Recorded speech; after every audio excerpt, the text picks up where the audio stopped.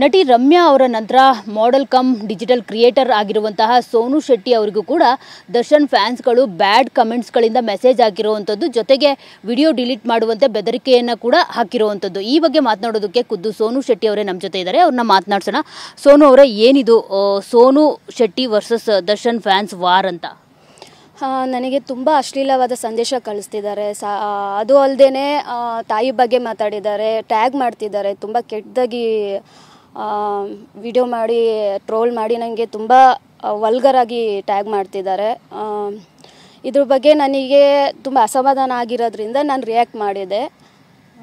Okay, ಎಲ್ಲಿಂದ start ಆಯಿತು actually ಇದು? ಮೇ ಬಿ ನನಗೆ ಗೊತ್ತಿಲ್ಲ. ಮೇ ಬಿ ನಾನು ಕಿಚ್ಚ ಸುದೀಪ್ ಫ್ಯಾನ್ಸ್ ಆಗಿರೋದ್ರಿಂದ ಮೇ ಬಿ ಮಾಡಿರ್ಬೋದು. ರೇಣುಕಾಸ್ವಾಮಿ ಅವ್ರ ಮೆಸೇಜ್ ಅಶ್ಲೀಲವಾಗಿ ಮೆಸೇಜ್ ಮಾಡಿದಾಗ ನಾನು ದರ್ಶನ್ ಪರನೇ ನಾನು ಮಾತಾಡಿದ್ದೀನಿ. ಆದರೂ ಇವಾಗ ನನಗೇನೆ ಈ ಥರ ಅಶ್ಲೀಲವಾಗಿ ಮೆಸೇಜ್ ಮಾಡ್ತಿದ್ದಾರೆ ಅಂದರೆ ಅವರ ಕೀಳ್ಮಟ್ಟದ ಮನಸ್ಥಿತಿ ತೋರಿಸಿದೆ ಹೇಗಿದೆ ಅಂತ. ಸೊ ಆ ನಿಟ್ಟಿನಲ್ಲಿ ನಾನು ವಿಡಿಯೋ ಮಾಡಿದೆ. ರೇಣುಕಾಸ್ವಾಮಿ ಅವರು ನಿಮಗೂ ಕೂಡ ಮೆಸೇಜ್ ಕಳಿಸಿದ್ರಾ ಆವಾಗ?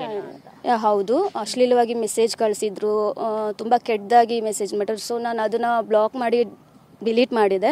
ಸೊ ಆ ವಿಡಿಯೋ ಕೂಡ ನನ್ನ ಹತ್ರ ಇದೆ. ಆವಾಗ ನಾನು ದರ್ಶನ್ ಪರನೇ ನಾನು ಮಾತಾಡಿರೋದು.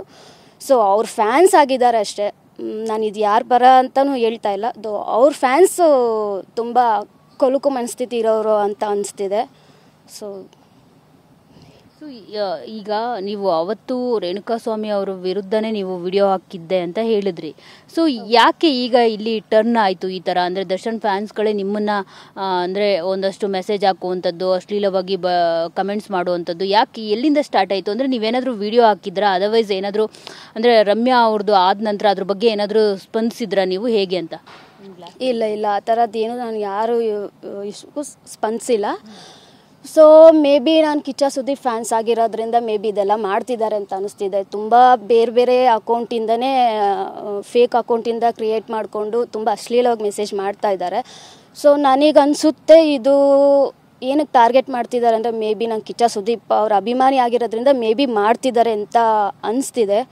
ಸೊ ನಾನು ಯಾರ ಬಗ್ಗೆ ಏನೂ ನಾನು ಮಾತಾಡಿಲ್ಲ, ಅವರು ಮಾತಾಡಿರೋದಕ್ಕೆ ರಿಯಾಕ್ಟ್ ಮಾಡಿದ್ದೀನಿ. ಸೊ ಈ ಥರ ತಾಯಿ ಬಗ್ಗೆ ಮಾತಾಡಿದ್ರೆ ಯಾರೂ ಸುಮ್ಮನಿರಲ್ಲ. ಸೊ ನಾನು ಅದಕ್ಕೆ ನನ್ನ ಬಗ್ಗೆ ಮಾತಾಡಿದ್ರು, ಟ್ರೋಲ್ ಮಾಡಿದ್ರು, ಕೆಟ್ಟದಾಗಿ ಸಂದೇಶ ಕಳಿಸಿದ್ರು, ಎಲ್ಲ ಥರ ಮಾಡಿದ್ರು ನಾನು ಸಹಿಸ್ಕೊಂಡೆ. ಬಟ್ ಇದೆಲ್ಲ ನಾನು ನೋಡ್ತಾ ಬಂದಿರೋದ್ರಿಂದ ನಾನು ಸಹಿಸ್ಕೊಂಡಿದ್ದೆ. ಸೊ ನನ್ನ ತಾಯಿ ಬಗ್ಗೆ ಮಾತಾಡೋದ್ರಿಂದ ನಾನು ಸಹಿಸ್ಕೊಳಕ್ಕಾಗಲಿಲ್ಲ. ಸೊ